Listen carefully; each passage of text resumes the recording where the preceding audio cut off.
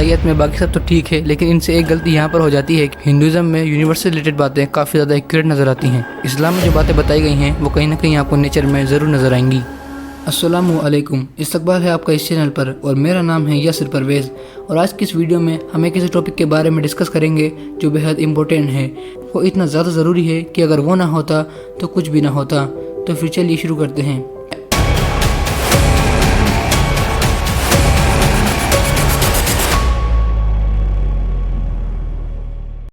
اس کی وجہ سے اس بات کا علم رکھتے ہیں کہ اس یونیورس کی شروعات بگ بینگ سے ہوئی تھی۔ اصل میں یہ ایک ایسا دھماکہ تھا جس کے ہونے کے بعد بہت زیادہ انرجی نکلی، اور آج ہم جو گیلیکسیز، ستارے، پلانٹس اور جو بھی دیکھتے ہیں وہ سب اسی انرجی کی وجہ سے ہی وجود میں آئے تھے۔ اس بگ بینگ سے ریلیٹڈ ڈسکوری ایکسیڈنٹلی 1964 میں پینزیاس اور ولسن نامی دو شخصوں نے کی تھی۔ اصل میں انہوں نے اپنے ٹیلیسکوپ سے ایک ایسی انرجی محسوس کی تھی جو اس یونیورس میں ہر طرف پھیلی ہوئی تھی۔ یہ کافی عجیب سی انرجی تھی، بالکل ایسی جیسے کسی دھماکے سے نکلی ہو، اور آج ہم اس دھماکے کو بگ بینگ کے نام سے جانتے ہیں، اور اس دھماکے سے نکلی گونج یعنی اس ریڈیشن کو کوسمک مائکروویو بیک گراؤنڈ کے نام سے جانا جاتا ہے۔ ساتھ ہی میں 1920 میں ہمیں ہبل ٹیلیسکوپ کے ذریعے سے یہ پتہ چلا کہ اس کائنات میں سب چیزیں جیسے گیلیکسیز وغیرہ ایک دوسرے سے دور جا رہی ہیں۔ اگر کچھ چیزیں ایک دوسرے سے دور جا رہی ہیں تو ان کا کوئی اسٹارٹنگ پوائنٹ بھی ہوگا جہاں سے یہ سب اسٹارٹ ہوا ہوگا، اور اسی اسٹارٹنگ پوائنٹ کا نام بگ بینگ ہے۔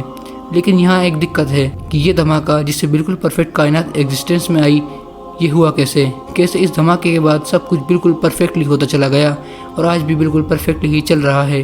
جیسے سورج سے ہماری ارتھ کا ڈسٹینس، ہماری گریوٹی، دن اور رات کا ہونا، ارتھ کی میگنیٹک فیلڈز، اور بھی کئی ساری چیزیں جن میں اگر بالکل ذرا سا بھی فرق آ جائے تو پلانٹ ارتھ پر لائف ہی نہ بچے۔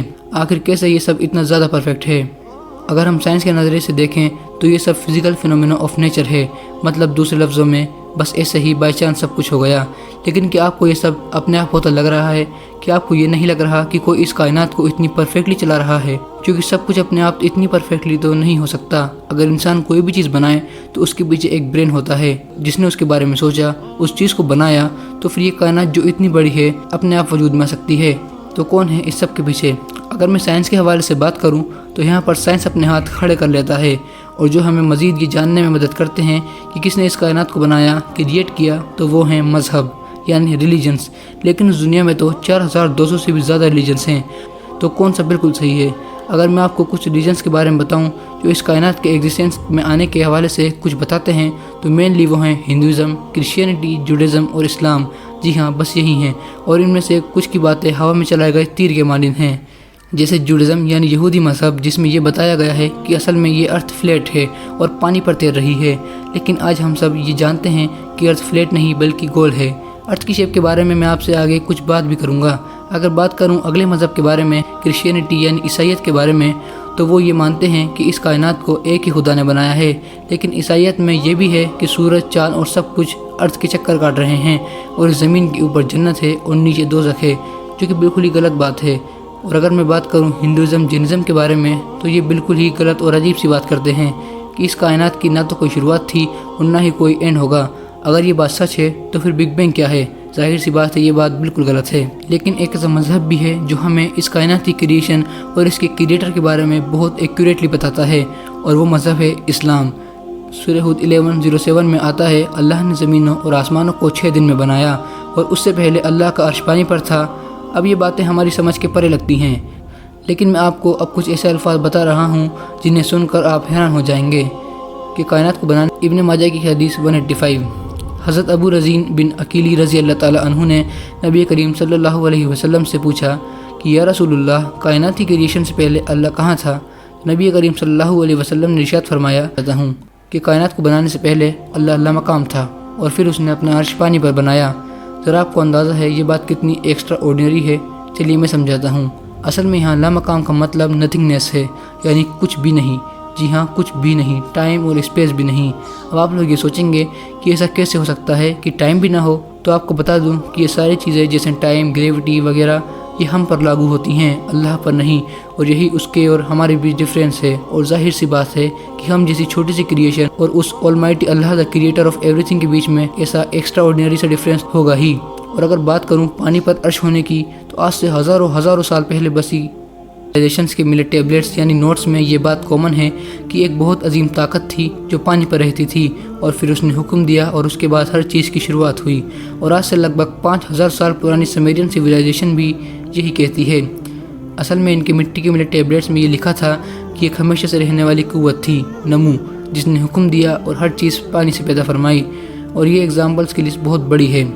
एक और एग्जाम्पल बताऊं तो तकरीबन 173 ईयर्स पहले आर्कियोलॉजिस्ट ऑस्टिन हेनरिक नेहनवा शहर में एक टेबलेट मिली जिसका नाम उन्होंने एनुमा एलिश रखा, जिसमें एंशिएंट लोग कायनात की शुरुआत को लेकर बातें कर रहे हैं। इस टेबलेट में लिखा है कि हमेशा से एक ताकत, एक कुव्वत मौजूद थी जो पानी पर रहती थी और उसके हुक्म से ही सब की शुरुआत हुई। लेकिन इस टेबलेट में एक और बात लिखी हुई है जो बहुत हैरान कर देने वाली है।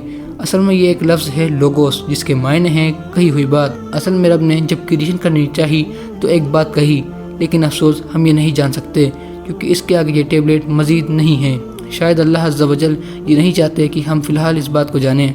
अब आप लोग ये सोच रहे होंगे कि इस्लाम तो 1400 साल पुराना मज़हब है, तो आखिरकार हज़ारों साल पुराने लोग बिल्कुल सेम बात क्यों कर रहे हैं। तो दोस्तों, मैं आपको बता दूं कि इस्लाम हमेशा से मौजूद है और हमेशा मौजूद रहेगा। वो तो हम लोग ही थे जिन्होंने इस्लाम को भुला दिया। और जैसा कि हम जानते हैं, अल्लाह रब्बुल इज़्ज़त ने कई सारे पैगंबर अलग अलग वक्त में इस दुनिया पर भेजे, तो शायद ये अल्फाज उन्हीं पुराने पैगंबरों के हों। खैर, अब बात करते हैं बिग बैंग की। तो अल्लाह कुरान में सूरह अंबिया में फरमाता है कि क्या ये काफ़ी नहीं देखते कि पहले ज़मीन और आसमान आपस में मिले हुए थे और फिर हमने इन्हें अलग किया और हर जिंदा चीज़ को पानी से पैदा किया। और ये बात बिल्कुल सच है। और अगर ज़मीन और आसमान जैसी चीज़ों की अलग होने की बात की जाए तो जाहिर सी बात है, जब ज़मीन और आसमान जैसी चीज़ अलग होंगी तो बहुत ज़्यादा एनर्जी निकलेगी। एक बहुत बड़ा धमाका होगा जिसकी गूंज आज तक हर तरफ मौजूद है और उसी गूंज को आज हम कॉस्मिक माइक्रोवेव बैकग्राउंड के नाम से जानते हैं। लेकिन यहाँ पर एक सवाल खड़ा होता है कि ये आसमान आखिर कितना बड़ा है और ये ज़मीन आखिर कितनी बड़ी है। तो दोस्तों, मैं आपको बता दूँ, ये हमारी दुनिया वाले ज़मीन आसमान नहीं, बल्कि ये असल में वो आसमान और ज़मीन हैं जो बहुत ज़्यादा बड़े हैं। और कुरान में जिस आसमान का जिक्र मिलता है वो हमारा एटमॉस्फेयर नहीं है, क्योंकि अगर ये हमारा एटमॉस्फेयर होता तो कुरान में ये ना बताया गया होता कि सूरज और चाँद आसमान में हैं। जी हाँ, कुरान पाक में सूरह यासीन 36:40 में ये बात मौजूद है कि आसमान में सूरज और चाँद मौजूद हैं। तो ये बात तो वाज़ेह हो जाती है कि कुरान में जिस आसमान का जिक्र मिलता है वो हमारा एटमॉस्फेयर तो नहीं है। तो ये है क्या? तो हमें ये जानने के लिए मज़ीद इस किताब को पढ़ना पड़ेगा। और अगर हम मज़ीद पढ़ते हैं तो हमें ये पता चलता है कि सूरह फुरकान की 61वीं आयत हमें बताती है कि आसमान में बुरूज हैं, यानी आसमान में पिलर्स मौजूद हैं। अब आसमान में पिलर्स होना ये तो काफ़ी अजीब सी बात है, लेकिन दोस्तों 1995 में एक ऐसी तस्वीर खींची गई थी जो बेइंतहा खूबसूरत थी। और इस तस्वीर में हम देख सकते हैं कि ऑब्जेक्ट जो इस तस्वीर में मौजूद है एक पिलर की तरह लग रही है, ऊपर से नीचे तक बिल्कुल वैसा ही जैसे एक बुरुज होता है। लेकिन कुछ लोग ये कहेंगे कि ये तो पिलर जैसी बिल्कुल नहीं लग रही। तो आप लोगों को ये बात बता दूं कि हमारे अंदर एक बहुत बड़ी कमी है। वो कमी ये है कि हम ऐसी चीज़ों को जिन्हें हमने नहीं देखा है उन्हें हमारी आंखों देखी चीज़ों से कंपेयर करने लग जाते हैं। और मैं श्योर हूँ कि जब मैंने बुरूज यानी पिलर का नाम लिया तो आपके जहन में कुछ ऐसी तस्वीर आ रही होगी, लेकिन इसमें आपकी ये मेरी गलती नहीं है क्योंकि ये ह्यूमन नेचर है।